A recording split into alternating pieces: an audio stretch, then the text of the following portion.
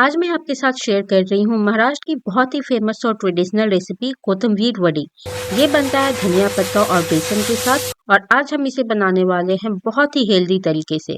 तो आप मेरी इस वीडियो में अंत तक बने रहें और अगर आप मेरे इस चैनल पे नए आए हैं तो बेल आइकन दबा के मेरे चैनल को सब्सक्राइब करना ना भूलें। इसे बनाने के लिए सबसे पहले हम एक पेस्टल लेंगे और उसमें हम 4 हरी मिर्च, 8 से 10 लहसुन की कलियां और 1 इंच अदरक के टुकड़े को काट के लेंगे और इसे अच्छे से कूट के इसका एक दरदरा पेस्ट बना लेंगे। इसे हम साइड में रखेंगे और एक बड़े से बॉल में हम बेसन का एक घोल बनाएंगे।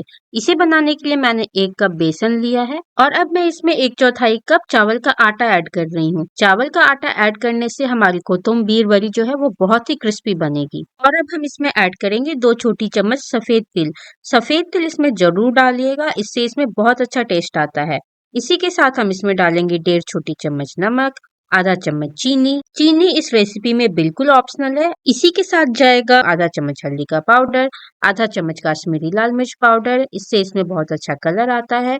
साथ ही डालेंगे आधा चम्मच धनिया का पाउडर और अब हम इसमें ऐड करेंगे अदरक, लहसुन और हरी मिर्च का पेस्ट जिसे हमने कूट करके बनाया है। इन सबको हम पहले अच्छे से मिला लेंगे और अब इसमें थोड़ा थोड़ा पानी ऐड करते हुए इसका एक पतला घोल बनाएंगे। बेसन में पानी ऐड करते हुए आप एक ही बार में ज्यादा पानी ऐड नहीं करें, नहीं तो बेसन में लम्स आ सकते हैं और फिर इसे अच्छे से मिलाने में आपको प्रॉब्लम होगी। इसलिए पानी हमेशा थोड़ा थोड़ा करके ऐड करें और इसका एक पतला घोल बना ले। तो यहाँ पे मैंने थोड़ा थोड़ा करके 2 कप पानी यूज किया है 1 कप बेसन और 1/4 कप चावल के आटे के लिए। तो ये देखिए, इससे ज्यादा पतला हम इसे नहीं करेंगे। तो बेसन का घोल बिल्कुल रेडी है। इसे हम साइड में रखेंगे और अब एक ट्रे लेंगे।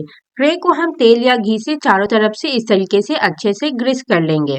अब हम गैस पे एक कढ़ाई चढ़ाएंगे और इसमें डालेंगे 1 चम्मच तेल। इससे ज्यादा तेल हम इसमें नहीं डालेंगे और तेल को हम कढ़ाई में चारों तरफ से इस तरीके से अच्छे से कोट कर देंगे, जिससे बेसन जो है वो कढ़ाई में नहीं चिपकेगी।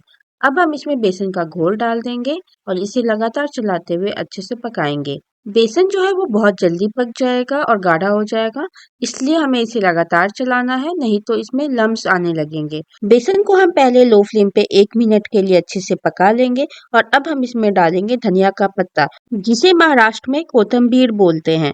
तो यहाँ पे मैंने 3 कप धनिया का पत्ता लिया है, जो वजन में लगभग 100 ग्राम है। अब हम गैस के फ्लेम को मीडियम हाई रखेंगे और इसे लगातार चलाते हुए अच्छे से गाढ़ा होने तक पकाएंगे। हम इसे तब तक पकाएंगे जब तक कि बेसन जो है वो कढ़ाई छोड़ने न लगे और बहुत अच्छे से बिल्कुल गाढ़ी ना हो जाए। इस रेसिपी में ना हमें धनिया के पत्ते की जो क्वांटिटी है वो बहुत ज्यादा रखनी होती है। साथ ही आप इसमें जो बारीक वाले डंठल होते हैं वो भी ले सकते हैं, बहुत अच्छा फ्लेवर आता है उससे। बेसन को पकाते हुए 4 मिनट हो चुका है और आप देख सकते हैं कि बेसन बिल्कुल अच्छे से गाढ़ी हो चुकी है और कढ़ाई छोड़ने लगी है। तो बस इससे ज्यादा हम इसे नहीं पकाएंगे और अब हम इसे ट्रे में निकाल लेंगे, जिसे हमने पहले से तेल से ग्रीस करके रखा है। तो मैंने सारे बेसन को इस ट्रे में निकाल लिया है और अब हम इसे इसमें अच्छे से फैला के सेट कर लेंगे। तो बेसन बहुत गर्म है, हम हाथ में थोड़ा सा पानी लगा लेंगे और हाथों से इस तरीके से हल्का सा थपथपा के इसे अच्छे से सेट कर लेंगे। अब हम इसे आधे घंटे के लिए छोड़ देंगे। आधे घंटे में ये अच्छे से सेट हो जाएगी। आधे घंटे हो चुके हैं, इसे चेक करते हैं। तो ये देखिए, कोथिंबीर जो है बहुत अच्छे से सेट हो चुकी है। हम इसे एक प्लेट में निकाल लेंगे। ये देखिए, बहुत आराम से डिमोल्ड हो जाती है ये। और अब हम इसे चाकू से छोटे छोटे पीसेस में कट कर लेंगे।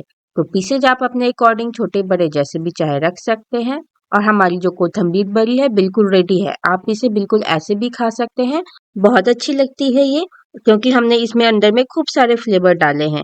बट इसे और भी ज्यादा क्रिस्पी और फ्लेवरफुल बनाने के लिए हम आज इसे थोड़ा सा सॉटे करेंगे। तो इसे सॉटे करने के लिए मैंने पैन में 2 चम्मच तेल लिया है और अब हम इसमें डालेंगे आधा चम्मच राई, 2 चुटकी हींग और थोड़ा सा कश्मीरी लाल मिर्च पाउडर कलर के लिए। इसे अच्छे से मिला लेंगे और अब इसमें कोथिंबीर बरी के पीसेस डाल देंगे। इसे हमें दोनों साइड से अच्छे से क्रिस्पी होने तक सॉटे करना है। गैस की फ्लेम को हाई रखेंगे और ये देखिए, एक साइड से ये क्रिस्पी हो चुकी है। तो अब हम इसे पलट लेंगे और दूसरे साइड से भी इसी तरीके से बिल्कुल लाल और क्रिस्पी होने तक हम इसे अच्छे से फ्राई करेंगे। आप चाहे तो इसे डीप फ्राई भी कर सकते हैं, बट अगर हेल्दी खाना है तो इसे कम तेल में इस तरीके से सॉटे करके खाएं, बहुत अच्छी बनती है ये। ये देखिए, कोथिंबीर जो है वो दूसरे साइड से भी अच्छे से क्रिस्पी हो चुकी है। तो अब हम इसे एक प्लेट में निकाल लेते हैं और हमारी सुपर टेस्टी और क्रिस्पी कोथिंबीर बड़ी रेडी है। ये देखिए कितनी क्रिस्पी बनी है ये, और कितना अच्छा कलर आया है इसका। तो अब हम इसकी प्लेटिंग कर लेते हैं। तो मैंने सारे कोथिंबीर के पीसेस को इस तरीके से एक प्लेट में अरेंज कर लिया है, और हम इसे थोड़ा सा ऊपर से ना व्हाइट वाले तिल से इस तरीके से गार्निश कर लेंगे। इस तरीके से जब हम कोथिंबीर बड़ी बनाते हैं तो ये बहुत ही चटपटी होती है, क्रिस्पी होती है और साथ ही हेल्दी भी होती है। इसे आप किसी भी हरी चटनी या सॉस के साथ खाएं, बहुत टेस्टी लगती है। तो आप एक बार इस रेसिपी को जरूर ट्राई करें और कमेंट करके बताएं कि आपको ये रेसिपी कैसी लगी। और अगर आपको मेरी ये वीडियो अच्छी लगी हो तो इसे लाइक करें और अपने दोस्तों के साथ जरूर शेयर करें। Thank you so much and be tuned for the next video.